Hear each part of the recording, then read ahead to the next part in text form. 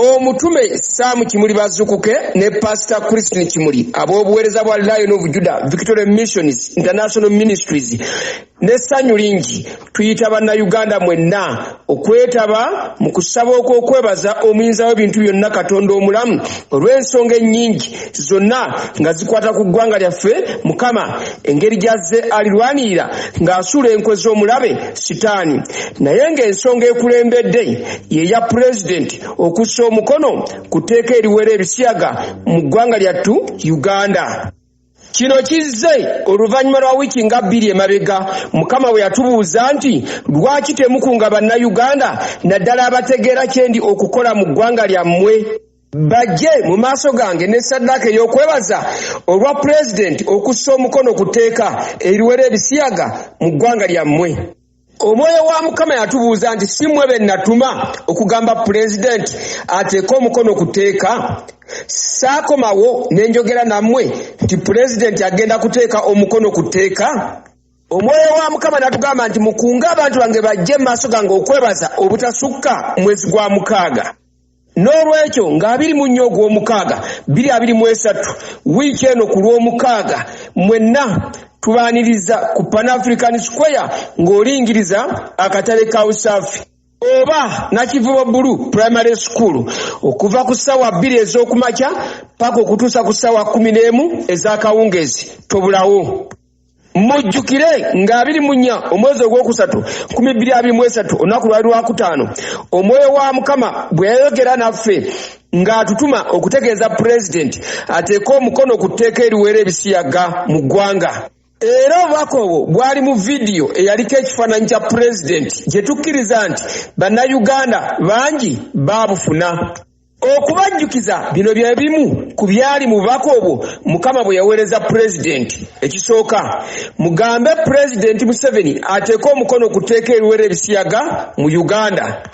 Ekyokubiri bw'anaagaana okuteeka omukono ku tteeka ajja kuba akulembedde eggwanga lino okujeemera Mukama n'okusalirwa omusango.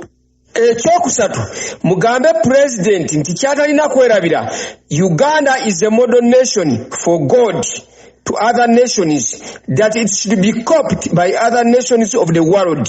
Okuvunula mugambe President nti Uganda gwanga lya kyakulabirako kya Katonda eri amawanga amalala nga ge galina okulikopa. Kitegeeza Mukama by'anaakola mu Uganda ganakopanga ebyo. Ekyokuna kyali nti mugambe President nti muno mu Uganda Katonda mwabeera era mwasazeewo okubeera okutereeza amawanga amalala gonna ag'omu nsi. Ekyokutaano mugambe President nti bw'anaagaana okussa omukono ku tteeka ajja kubakkiriza eggwanga lino okusinza kikatonda ekirala kye kibumbe kya LGBTQ+. Ekyo kye kyogera ku bisiyaga.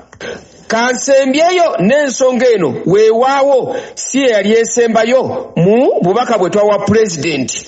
Yatugamba bw'ati mwanguwe okugamba President ayanguwe okuteeka omukono ku tteeka. Bw'anaateeka omukono ku tteeka Uganda ajja kuba agiyambye, ajja kuba agitadde ku maapu y'ensi yonna nga eggwanga eritya Katonda era erisinza Katonda omulamu. Oyinza okubuuza nti nga baalwawo okukunga ennyo Bannayuganda basobole okumanya n'okweteekateeka. Kyensaba mumanye nti tuli mu biro nga Katonda atandika omulembe omupya. Nga bw'azze ayogera nti nzija ekkanisa mu kkanisa, eggwanga mu ggwanga, abantu mu bantu, famire mu families. Buli Mukama ky'atugamba okukola tukitwala nga kyakuyiga. Twatwala akaseera okubuuza Mukama oba okwebaza kunaba kwa kijjulo oba nedda, era mu kiseera ekituufu Mukama yatuddamu nga bwe mugenda okuwulira.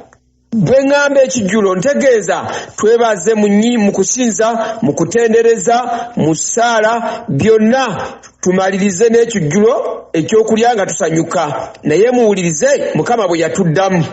Thanksgiving is not a feast, but people should come with their hearts, 1, full of thanks, 2, and offer praise of thanking, 3, offer worship to God, giving, and prayer of thanksgiving. Psalms 116 verse 16 to 18. Okuvunula okwebaza si kijjulo, naye abantu kwe kujja mu maaso ga Mukama n'emitima nga gijjudde okwebaza. Ekyo kimu. Era nga bawaayo ekiweebwayo ekyokutendereza, ekyokusatu n'ekiweebwayo ekyokusinza, ekyokuna nga bakwata ebintu bye bawaayo, ekyokutaano nga basaba essaala ey'okwebaza Katonda nga bwe kiri mu Zabbuli 116 onyulo 16 paka 18. Nsaba Banayuganda mwenna gye muli, naddala ng'okimanyi nti gwe oli nsigalira oba lwe munanti ya Mukama mu ggwanga lino, obutasubwa kujja oyatule n'akamwako ebigambo by'okwebaza Mukama olw'ebyo byazze atuwangulira mu ggwanga muno, ate n'okutulonda ng'eggwanga awamu n'okutwebikkulira. Eri mwenna abali mu kusaba okw'ennaku 9 okwatandika nga 17 omwezi ogwokuna, mbajjukiza nabasaba nti mutwaleyo ennaku 3 ez'okunywa obunywi nga tetunnatuuka ku nnaku olw'omukaaga olw'okwebaza Mukama, tusobole okulabika mu maaso ge nga tuzze okumwebaza nga mu mubiri tuwewuka naye ate mu mwoyo nga tuli waggulu nnyo.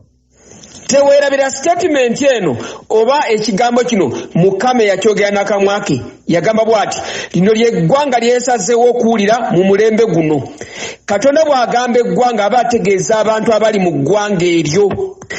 Era n'agamba nti muno mwagenda okuyimirira ensi emutegeere, ensi emumanye, ensi emulabe, ensi emukkirize.